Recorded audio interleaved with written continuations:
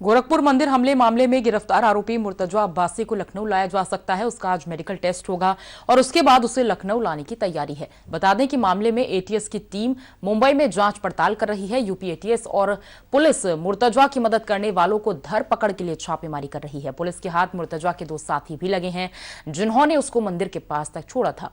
मुर्तजा क्या आतंकी संगठन अंसार गजवातुल हिंद से जुड़ा था, इसकी भी जांच हो रही है और गोरखपुर के आसपास के जिलों में छापेमारी जारी है।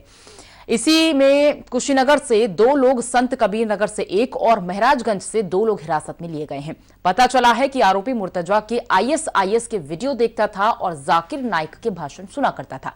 उसके नेपाल कनेक्शन की भी जांच की जा रही है और जांच एजेंसियों को आरोपी मुर्तजा की पत्नी की भी तलाश है। यह भी पता चला है कि आरोपी ने 2015 में आईआईटी मुंबई से पढ़ाई की।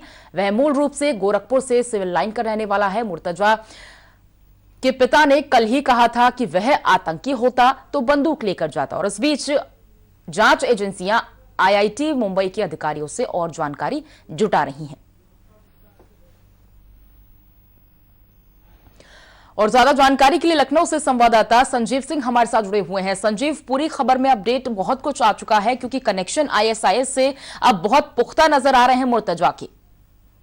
अपडेट बहुत कुछ आ चुका है क्योंकि कनेक्शन आईएसआईएस से पूछताछ हुई है। मुर्तजा अब्बास से कई अहम सुराग जो है यूपी एटीएस और इसके अलावा जो है एसटीएफ को मिले हैं और उसी के आधार पर उनकी तफ्तीश आगे चल रही है। और एक टीम जो है मुंबई, एक टीम दिल्ली और तीसरी टीम जो है नेपाल रवाना हो चुकी है और वहां पे भी जो है लगातार लोगों से पूछताछ की जा रही है कि मुर्तजा जो है किनके किनके संपर्क में था और उसके क्या जो है बैकग्राउंड रहा है। इन सभी चीजों पे जो है लगातार जो है पुलिस की तफ्तीश जारी है। इसके अलावा गोरखपुर में वो जिस घर में रह रहा था उस घर को भी सील कर दिया गया। वहां फॉरेंसिक टीम पहुंच गई थी और उसने जो है कई अहम सुराग जो है हाथ लगे। इसके अलावा उसके पास से जो मोबाइल फोन और जो लैपटॉप बरामद हुआ है उसकी भी फॉरेंसिक जांच कराई जा रही है। और ये कहा जा सकता है कि जिस तरह से 7 दिन की उसको रिमांड पर लिया गया है और कल फिर रिमांड पर लेने के बाद जो है गोरखपुर में यूपी एटीएस और एसटीएफ की जो टीम थी वो किसी गुप्त स्थान पर जो है उससे पूछताछ कर रही थी। और ये भी कहा जा रहा है कि आज जो है उसको देर शाम तक लखनऊ भी लाया जा सकता है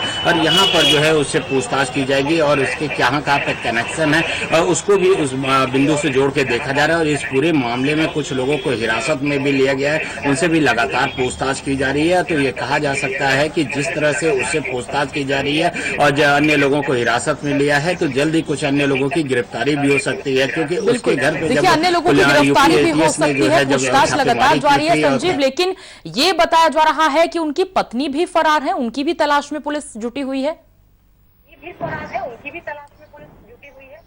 बिल्कुल, उनकी जो पत्नी है वो अभी भी फरार है और उनकी तलाश में जो है यूपी एटीएस लगी हुई है क्योंकि जो नवी मुंबई में उसका मकान था उसने करीब 7-8 साल पहले जो है उसको बेच दिया था। उसके बाद जो दूसरे जगह पे जो है उसने मकान लिया था और उसको किराए पे दे दिया था। और ये बताया जा रहा है कि अभी 3 साल पहले जो है वो फिर मुंबई गया था और उस मकान को खाली करा दिया था। तो आखिर में ऐसा क्या कारण था कि उसने पहला मकान बेचा, दूसरा मकान लिया, फिर उसको जो है जो रेंट पे दिया था उसको भी खाली कर दिया। तो कई ऐसे बिंदु हैं जिसपे कि अभी पुलिस की तफ्तीश जो है जारी है। और ये भी कह सकते हैं कि उसके पास कुछ ऐसे भी साहित्य मिले हैं जो कि कहीं ना कहीं जो इस्लामिक संगठन है उनसे जुड़े हुए नजर आ रहे हैं। तो ये कह सकते हैं कि अभी तक की जो छानबीन है तो कहीं ना कहीं जो मुर्तजा अब्बासी है उसका जो संपर्क है आतंकी संगठन से जुड़े हुए नजर आ रहे हैं। बिल्कुल बिल्कुल, आईएसआईएस से कनेक्शन है, सुराग बहुत सारे पुलिस के हाथों चढ़ते जा रहे हैं। फिलहाल इनकी पत्नी की तलाश में पुलिस जुटी हुई है। शुक्रिया संजीव आपका। करेंगे गोरखपुर से संवाददाता अरशद जमाल भी हमारे साथ जुड़ गए हैं। अरशद, लखनऊ आज लाया जा सकता है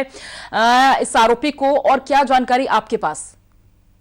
देखिए, जिस तरह से उसके पिता बार बार इस बात का संकेत दे रहे थे कि वो मानसिक रूप से कहीं ना कहीं कमजोर है, लेकिन आज जिस तरह से एटीएस ने उनकी पत्नी जो जौनपुर में रहती हैं, 2019 में उनकी शादी हुई थी, उनसे जब पूछताछ करती है तो पत्नी इस बात का उल्लेख करती है कि वो मेंटली डिस्टर्ब नहीं था, वो पूरी तरीके से सही है। ऐसे में इस बात का एक इंडिकेशन आया कि कहीं ना कहीं मुर्तजा मेंटली डिस्टर्ब नहीं है।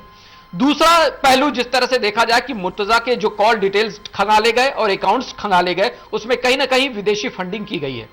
कहीं ना कहीं नेपाल जब ये जाता है, नेपाल के बाद यहां पर जब वो पकड़ा जाता है उसकी नेपाली करेंसी पाई जाती है।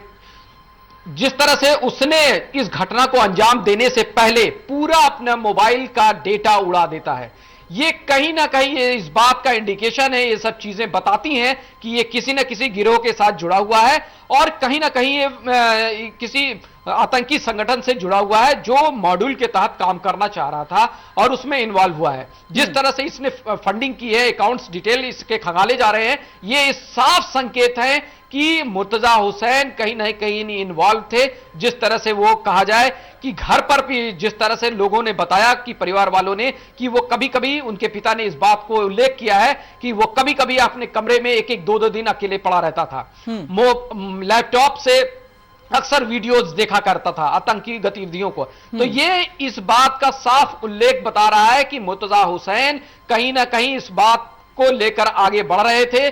आतंकी संगठन से उनका कहीं ना कहीं नाता जरूर है। अब एटीएस को पूरी तरीके से इस मामले को हैंडओवर कर दिया गया है और एटीएस जल्द ही उनको लेकर लखनऊ जाने वाली है, निकल रही है, रास्ते में निकलेगी। तो अब ये बात कहीं ना कहीं वहां पर जब एक टेबल पे लखनऊ पहुंचेगी, उनकी पत्नी के साक्ष्य, मुंबई के साक्ष्य, नेपाल के साक्ष्य, उनके परिवार के साक्ष्य जब एक टेबल पर रखे जाएंगे पूरे साक्ष्य, तो ये तस्वीर एकदम साफ हो जाएगी कि मुर्तजा हुसैन का कहीं ना कहीं कनेक्शन किसी ना किसी आतंकी संगठन से है। वो इस बात को जरूर कबूलेंगे क्योंकि जिस तरह से उन्होंने इस घटना को अंजाम देने से पहले पूरा मोबाइल का डेटा उड़ा दिया कि कोई सबूत ना रहे, तो ऐसे में कहीं ना कहीं जो चोर होता है वो काफी चोरी के लिए जिस तरह से देखा जाए उन्होंने अपना मकसद में आगे बढ़ने के लिए उन्होंने डेटा उड़ाया है, लेकिन जिस तरह से रिकवरी एटीएस कर रही है उस मामले को लेकर, तो वो कहीं ना कहीं वो चीजें निकल कर आ जाएगी सामने।